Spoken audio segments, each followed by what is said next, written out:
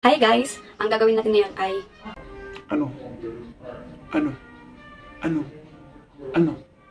Anong gagawin natin? Eddie, magre-review tayo ng...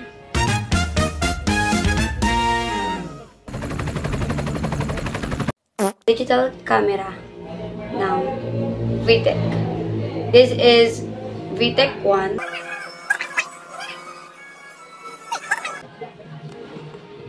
See, I told you, VTech. Ay! VTech. VTech? Oh. Nagpicture.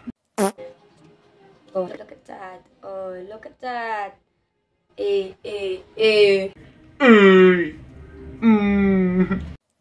Ano?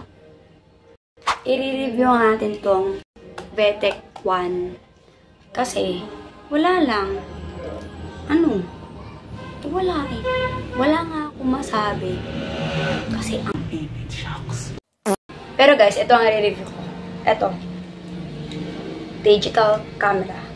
VTech 1, okay? VTech 1. Ang init ito sa Pinas. Magre-review nga tayo ng VTech 1 na digital camera. Ulit-ulit. Saka naman itong pa-clip ko na kulay pink eh. Ano yan? Coquette?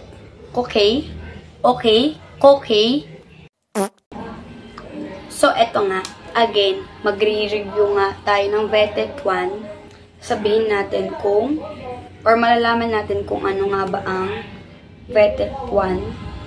Kung ano ang mga features niya and yung mga sample pics and video. Here's the setting of the camera. Click menu. We have here photo resolution. We have 44, 30, 24, 20, 12, 8, 5. Next, we have here timer. 3, 5, 10, 20. Next, we have auto picture with timer 3, 10, 15, 20, and 30 seconds. Next, we have drama shot. We have 3 and 5. Next, we have photo quality. We have general, good, and very good. Next, we have exposure. We have 0, 1, 2, 3, -3, -2, and -1. In filter, we have gray, red, green, and blue. Next, we have white balance. We have sunny, cloudy, incandescent, and fluorescent. Next, we have scene. We have sports, portrait, landscape, dust, and beach. Next, we have metering mode. We have average, center, spot, and matrix metering.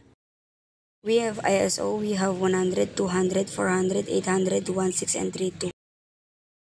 Next, we have image rotating.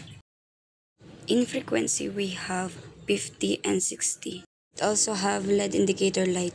In auto screensaver, we have 10, 20, and 30 seconds. Here's the volume. We have high, middle, and low. We also have the startup music. The auto shutdown, we have 1, 3, and 5 minutes. We also have time watermark, language, date and time, format, firmware version, and reset to factory. So, sa package, meron siyang stickers na nagamit ko na nandito na sa this camera. Natanggal na yung iba kasi naglagay-lagay na ako ng mga ibang stickers. Pero ito yung sample na. And ito. And this one. And then, meron siyang OTG. This one. Pwede siya sa dito na agad. Ito na agad. Yung ganito. And then, OTG for Android. And Type-C. And then, of course, mawawala ba to? Syempre, hindi. Manual. And then, meron siyang kasamang ganito. Ito yung isa. Dalawa sila eh. And then, yung last. No, hindi pa siya last. Hindi pa last. Ito. Yung last, syempre, ito ang pinaka-importante paano gagana itong camera. Kung wala to. Ito. Battery. And then, meron pala siyang SD card. Meron siyang SD card na 32 gigabyte. Malaki na yun. Malaki yung, or I should say, marami ng pictures, videos ang malalagay kung makukunan nitong VTech camera. Ano pa ba? Yun lang. So, ang VTech 1, syempre, kung merong VTech, kung merong VTech 1, meron din 2 and 3. So, syempre, if student ka lang and hinahanap mo yung pang pasok lang sa budget mo, syempre, itong VTech 1. So, hindi ko, or I'm not sure kung anong mga kasama sa package ng VTech 2 and VTech 3. Kasi nga, VTech 1 ang binili ko kasi yun ang pasok sa budget ko. Syempre, as a student, kailangan natin magtipid. Kaya, ito ang binili ko. Nasa around 1.7 plus shipping fee. Of course, this is not sponsored. Pero, yun lang.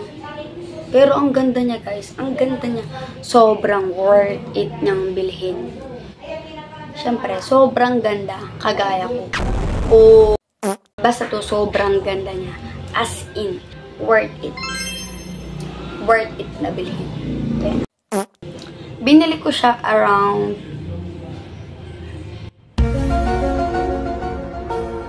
January. And hanggang ngayon, okay pa rin siya. Look. Ito lang. Oh, yeah. Mamaya, ipapakita ko yung mga sample pic niya. Sample pic? Ipapakita ko mamaya yung mga sample pics niya and videos. So, ito yung harap niya. Dito meron siyang button for zoom. And then, meron dito delete button. And then, ito yung button niya for photo, camera, and video. And then, ito yung mga button niya.